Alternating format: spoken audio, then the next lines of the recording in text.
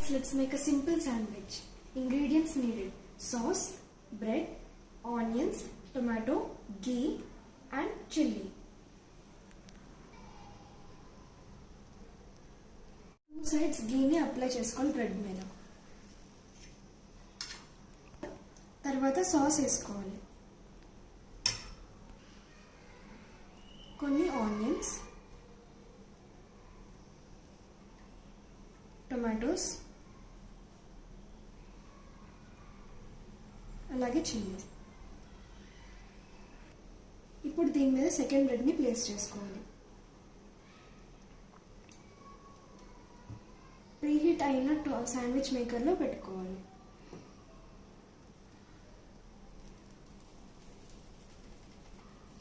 Lines ఉన్నాయి కదా, shape కావాలంటే టూ సైడ్స్ కూడా తిప్పుకోవాలి.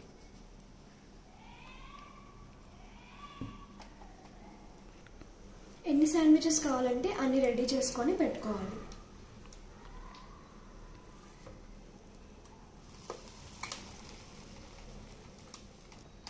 పైన లైన్స్ వచ్చాయి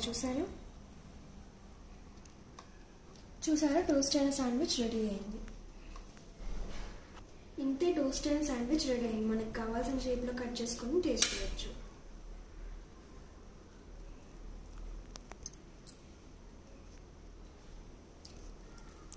ఇంతే, మీరు కూడా సింపుల్గా శాండ్విచ్ చేసుకోవచ్చు. నచ్చితే like, share and subscribe my channel.